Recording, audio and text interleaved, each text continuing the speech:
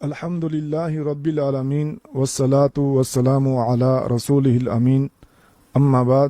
فاعوذ باللہ من الشیطان الرجیم بسم اللہ الرحمن الرحیم۔ امام مسلم رحمہ اللہ اپنی صحیح میں سیدہ حفصہ رضی اللہ تعالی عنہا سے یہ روایت بیان کرتے ہیں، کان رسول اللہ صلی اللہ علیہ وسلم اذا طلع الفجر لا یصلی الا رکعتین خفیفتین، یعنی نبی کریم صلی اللہ علیہ وسلم طلوع فجر کے بعد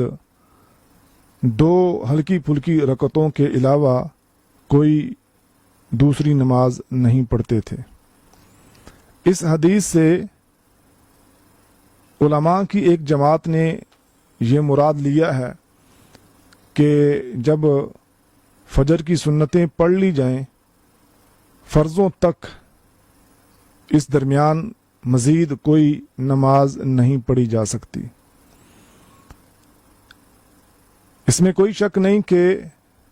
علماء کی ایک جماعت جیسے امام ابو عوانہ رحمہ اللہ، امام بغوی رحمہ اللہ، امام بہقی رحمہ اللہ اور دیگر کئی علماء یہی مراد لیتے ہیں، اور اسی بنیاد پر بعض اہل علم نے یہ بھی کہا کہ جو انسان فجر کی سنتیں پڑھ چکا ہو پھر وہ مسجد میں داخل ہو تو وہ کوئی نماز نہیں پڑھے گا، کیونکہ نبی کریم صلی اللہ علیہ وسلم کا عمل فجر کی دو سنتوں کے بعد مزید کوئی نماز پڑھنے کا نہیں تھا، جبکہ صحیح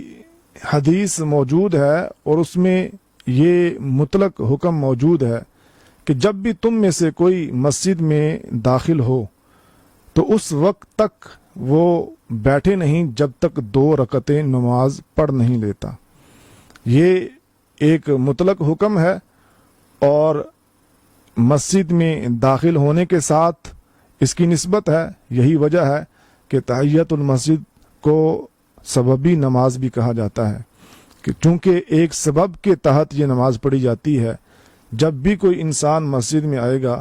اور مسجد میں بیٹھنے سے پہلے وہ دو رکعتیں نماز پڑھے گا۔ اس حدیث کی روح سے ہماری جو مذکورہ روایت ہے صحیح مسلم والی، جو سیدہ حفصہ رضی اللہ تعالی عنہ سے مروی ہے، اس کی توضیح ہو جاتی ہے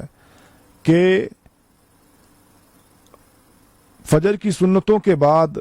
فرضوں تک مزید کوئی نفلی نماز نہیں پڑھی جائے گی، لیکن اگر کوئی بندہ گھر سے فجر کی سنتیں پڑھ کے مسجد میں آتا ہے اور ابھی نماز کھڑی ہونے میں ٹائم ہے تو وہ